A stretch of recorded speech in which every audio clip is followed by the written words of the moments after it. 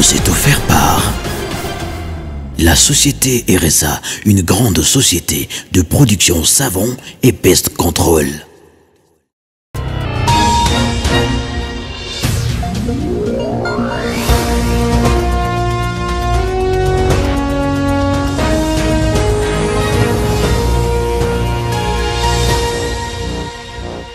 Vous savoir nombreux, c'est un plaisir, madame, messieurs. Bienvenue à suivre cette grande édition du journal sur les tam-tams numériques. D'abord, le sommaire.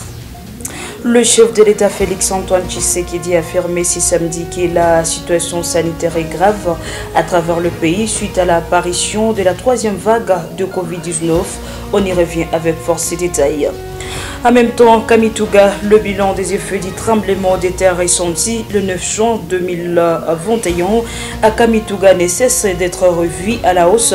Au stade actuel, plus de 500 maisons fusillées ont été répertoriées par les autorités locales. Et en sport, la ville de Bukavu va vivre au rythme du derby de la tente urbaine de basketball.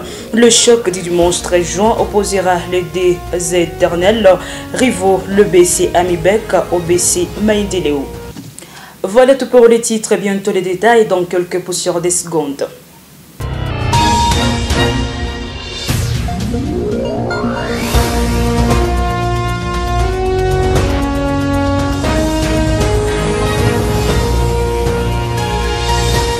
Et comme annoncé au sommaire de cette édition du journal, le chef de l'État, Félix Antoine Tshisekedi, a affirmé ce samedi que la situation sanitaire est grave à travers le pays suite à l'apparition de la troisième vague de Covid-19. Au cours d'une conférence de presse, le président de la RDC a parlé notamment des variants Delta indien de la pandémie déjà présente au pays. Il a promis de mesures draconiennes à partir de Goma, où il sera en ce jour. Pour le président Félix Antoine, la situation de pandémie est grave, les hôpitaux sont saturés. Il en dit qu'il va prendre des mesures de précaution pour protéger les populations. Actuellement, Kinshasa semble la ville la plus attente. Kinshasa, qui est l'épicentre, enregistre depuis début juin une moyenne de 300 nouveaux cas. Des autorités ont annoncé le renforcement de mesures barrières. Elles encouragent aussi les personnes éligibles à la vaccination à se faire vacciner. La pandémie est mortelle, elle est très dangereuse, très virulente. Sa particularité est qu'on remarque souvent assez tard les dégâts qu'elle cause, et donc nous devons vraiment nous protéger. Et c'est notre devoir de protéger nos populations. Et restons toujours à Kinshasa, où le sénateur Eddy Mundela devient le premier vice-président de la Chambre haute du Parlement. Il remplace à ce poste Sami Badibanga, qui avait démissionné il y a près de 3 mois. Eddy Mundela était le candidat unique à ce poste sur 92 votants. Il a recueilli 80 voix, soit la majorité absolue. Membre d'Union sacrée de la nation, sa candidature a été soutenue par le parti présidentiel l'UDPS. La candidature de son concurrent Georges-Éric Makangu n'a pas été retenue. Et retournons à présent au sud Kivu, mais on fera un petit crochet à Kamituga, où le bilan des effets du tremblement de terre est senti le 9 juin 2021 à Kamituga ne cesse d'être revu à la hausse. Au stade actuel, plus de 500 maisons fusillées ont été répertoriées par les autorités locales. Suivez cet élément de reportage. Plusieurs sources locales renseignent que plusieurs bâtiments administratifs, la prison, l'hôpital et tant d'autres édifices ont été touchés par ces tremblements. Côté société civile, plus de 320 maisons fusillées ont été répertoriées. Au moins 25 sont tombées et pas moins de 30 personnes blessées. Environ 200 ménages sont sans abri, indique Mukambilo Asidibo de la société civile, territoire de Mwenga. Ces derniers fait savoir que la situation est alarmante et les autorités ainsi que les personnes de bonne volonté devrait s'activer pour assister les sinistrés. Quant au maire adjoint et intérimaire de Kamituga, plus de 500 maisons sont fissurées, la prison, les hôpitaux et d'autres édifices en font partie. Certains malades ont jugé de retourner chez eux. Mais jusque-là, ce n'est pas encore le bilan définitif, rajoute André Kamundala, autorité urbaine de Kamituga. Dans un entretien avec le reporter de la RTNK, le professeur Prince Kalem du Centre de recherche en sciences naturelles CRCN Luiro a donné les coordonnées de ces tremblements. La latitude c'est 3 degrés 18 minutes sud et 28 degrés 03 minutes est. Ça c'est la longitude. La localisation de l'épicentre c'est à Kamituga. C'est ce qui justifie pratiquement les dégâts importants là-bas. Et la magnitude c'est 5,7. La province du Sud Kivu a connu plus de 12 tremblements de terre dans les 30 derniers jours. Des tremblements ressentis dans 3 stations, notamment celles de Walungu, Iju et Kabari. Les scientifiques alertent sur de probables tremblements de terre dus à des fissures dans plusieurs territoires de la province du Sud Kivu.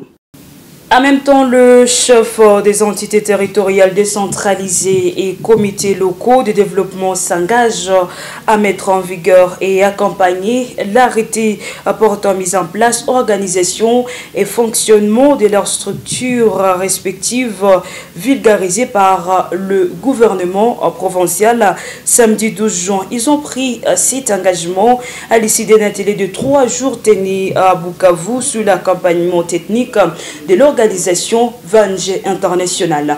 Eric Chocolat nous en dit plus.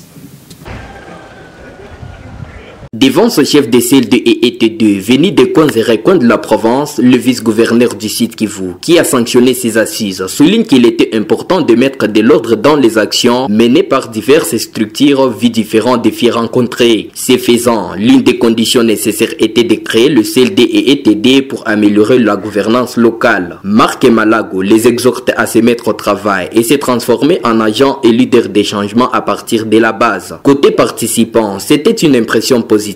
Ils promettent d'accompagner ces structures pour avoir un développement durable et faire la restitution à leur base. Pour eux, c'est une façon de remettre de l'ordre visant à booster le développement et travailler en harmonie.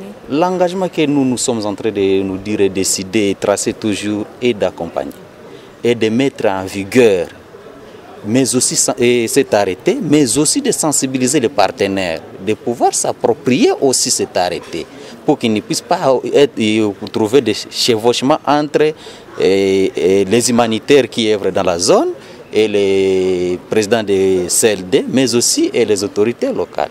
L'engagement, c'est que maintenant nous avons un outil qui nous permet de pouvoir travailler dans l'harmonie et au travers de cet outil, ces questions maintenant que nous, les chefs des ETD, nous y mettons et que nous amenons aussi la population à la participation, puisque c'est ça là même les secrets, puisque le développement ce n'est pas seulement pour les responsables, c'est pour tout le monde. Alors avec cet arrêté là, ça nous donne vraiment tout le schéma, c'est à nous maintenant de pouvoir l'utiliser, l'appliquer.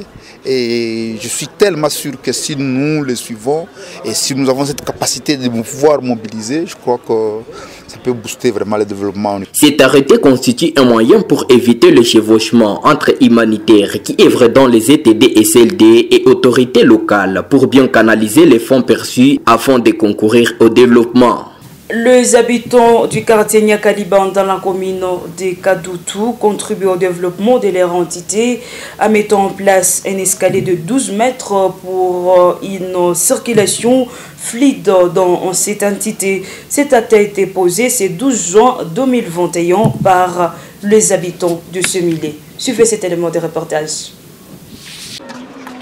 Comme un seul homme, les habitants du quartier Nyakaliba ont construit ces ponts en bois provisoire après l'effondrement des escaliers qui relient différentes avenues dans leur quartier. Pour eux, ils avaient d'énormes difficultés pour traverser cet endroit. Après une concertation, ils ont construit ces ponts pour épargner les passants des cas de fractures et tant d'autres. Le chef des quartiers Nyakaliba, Valente Bouroko, laisse entendre que cette solution reste provisoire. Ils réfléchissent pour des solutions durables que connaissent ses habitants. Ces escaliers qui ont été construits par les fonds sociaux ont une grande importance. Vous allez trouver que tous les gens qui viennent de Chiriri, qui viennent de Kajangu, qui viennent de Bagira même, pratiquent ces escaliers, mais aussi les élèves du lycée Wima, ITFM, même aussi de ceux-là qui étudient à l'ISTEM, à l'IOB et j'en passe. Et j'ai trouvé que ces escaliers vraiment ont une grande importance et si on ne parvient pas à construire ça, vraiment on risque de perdre tous les quartiers et pourquoi peut-être les gens qui passent et qui vont souffrir aussi et qui viennent même des cabarets. Et c'est comme ça qu'on s'est dit, même si nous n'avons pas les moyens, nous sommes obligés de faire d'abord un pot provisoire en attendant que nous trouvons des autorités qui peuvent nous venir en aide pour qu'on puisse construire ça en dur.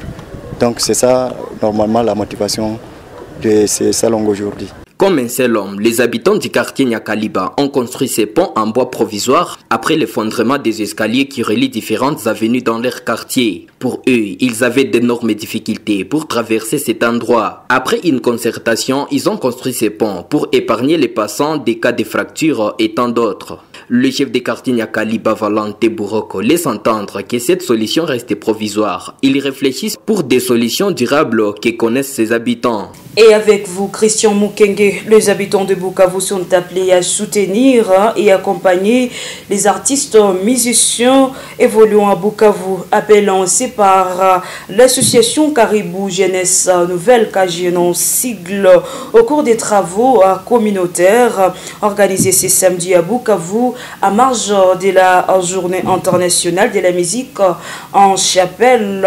D'activité est au programme pour commémorer cette journée.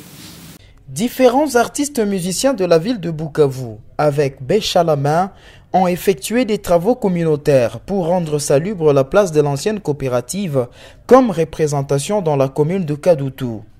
Jolie Kamontou, patron de KJN, pense qu'à travers ces travaux communautaires, les artistes contribuent de leur manière à la propreté de la ville de Bukavu, d'où son appel à toute personne de soutenir les artistes de Bukavu. Montrer qu'il y a une autre image des artistes. Il y en a qui sont habitués à les voir dans les karaokés, dans les concerts, au micro, mais il faut savoir qu'ils ont une autre image, c'est celle de rendre propre leur milieu de vie. C'est cela qui nous a poussé à organiser ces travaux communautaires pour montrer qu'ils peuvent aussi travailler, ils peuvent aussi toucher de la boue, ils peuvent aussi aider à ramasser les déchets qu'il y a à Sud. L'ancienne coopérative d'abord parce que c'est l'image même de la commune de Kadutu. Et vous allez me demander pourquoi Kadutu. Parmi les activités, on a pensé dispatcher certaines dans les 3 communes de la ville. Le salongo et le match de football entre musiciens et chroniqueurs se tiendront en commune de Kadutu. Autour du feu se tiendra à la place communale de Bagira. La messe d'action de grâce et de télépartage se tiendront dans la commune du Banda. C'est comme ça que nous avons dispatché les activités dans les 3 communes. Nous devons soutenir nos artistes. Les musiciens du Sud Kivu vivent dans des difficultés énormes, dans des défis. Et KJN à elle seule ne saura pas terminer toutes ces difficultés, tous ces défis. Nous avons besoin d'appui des autorités, d'appui de tous les hommes de bonne volonté, parce que c'est l'art de chez nous, c'est la musique de chez nous. Et ils ont un travail à jouer, ils ont une contribution à jouer aussi dans tout ce qui se passe, la bonne gouvernance, la démocratie, la sensibilisation de la COVID-19. Et ils ont besoin d'appui de tout le monde pour évoluer. D'autres activités sont prévues avant la commémoration proprement dite de cette journée le 21 juin prochain. C'est notamment le match de football entre musiciens et chroniqueurs, un programme autour du feu ainsi que la messe. Plusieurs artistes musiciens et chroniqueurs de la ville de Bukavu ont rehaussé de leur présence à cette cérémonie de Salongo. Et avant de boucler cette grande édition du journal Parlons Sport avec vous, Désiré Koulimouchi, la ville de Bukavu va vibrer au rythme du derby de l'attente urbaine de basketball. Le choc du dimanche 13 juin opposera les deux éternels rivaux, le BC Amibek au BC Maïndeleo. Suivez cet élément.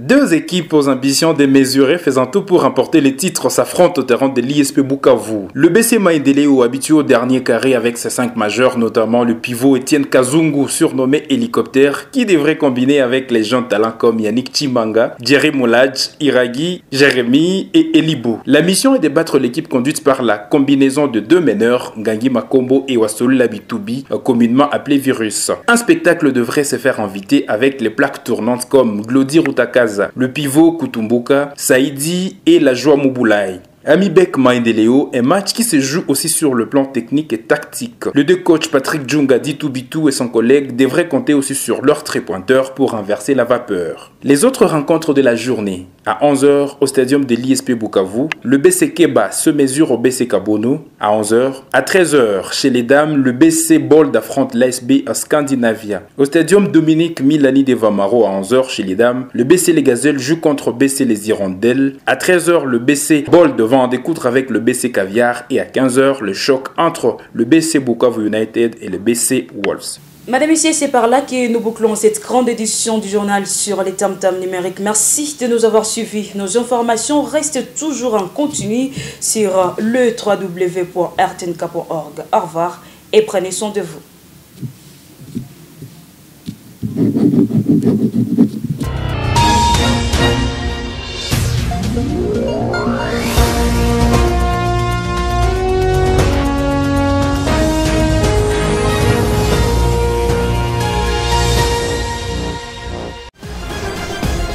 Ce journal vous a été offert par la société RSA, une grande société de production savon et pest control.